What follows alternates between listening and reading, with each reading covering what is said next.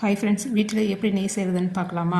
2 மாதமாக பார்த்திங்கன்னா நான் பாலாடை சேர்த்து வச்சுருக்கேன். இது வந்து எப்படி சேர்த்தேன்னு பார்த்தீங்கன்னா, டெய்லி காய்ச்சிற பால்லேருந்து மேலே வந்து நமக்கு பாலாடை வரும். அதை வந்து டெய்லி நம்ம எடுத்து வச்சிட்டோம்னா நம்ம வந்து இது மாதிரி வீட்டிலே நெய் செஞ்சுக்கலாம். 2 மாதமாக பார்த்திங்கன்னா நான் பாலாடை எடுத்து வச்சுருக்கேன். அதை வந்து நெய் செய்கிறதுக்கு முன்னாடி 1 மணி நேரத்துக்கு முன்னாடி நம்ம ஃப்ரிட்ஜிலேருந்து வெளியே எடுத்து வச்சிடணும். ஃப்ரிட்ஜிலேருந்து எடுத்து வச்சுட்டு இந்த மாதிரி ஒரு மிக்ஸி ஜாரில் சேர்த்துக்கலாங்க.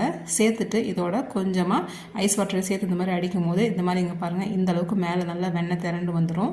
இதை வந்து கொஞ்சம் கொஞ்சமாக இந்த மாதிரி எடுத்துட்டு உருண்டை பிடிச்சி நல்லா தண்ணியில் போட்டு வச்சிடலாம். தண்ணியில் வந்து போடும்போது ஒரு 2 டைம் நல்லா தண்ணியில் போட்டு கழுவிட்டு நம்ம வந்துட்டு நெய் காய்ச்சிக்கணும். அப்போ தான் வந்துட்டு பார்த்திங்கன்னா நெய் வந்து நல்லா ஃப்ரெஷ்ஷாக இருக்கும்.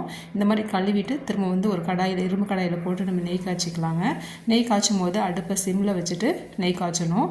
நெய் காய்ச்சும் போது பார்த்திங்கன்னா இந்த மாதிரி நுரையா வரும். இந்த நுரையெல்லாம் அடங்கிட்டு நல்லா தேன் கலரில் வந்ததுக்கப்புறம் நம்ம ஸ்டவ் ஆஃப் பண்ணிடணுங்க. நல்லா கடாயில் இருக்கிற நெய் நல்லா சூடானதுக்கப்புறம் இந்த மாதிரி பாட்டிலில் போட்டு நம்ம ஸ்டோர் பண்ணி வச்சுக்கலாம்.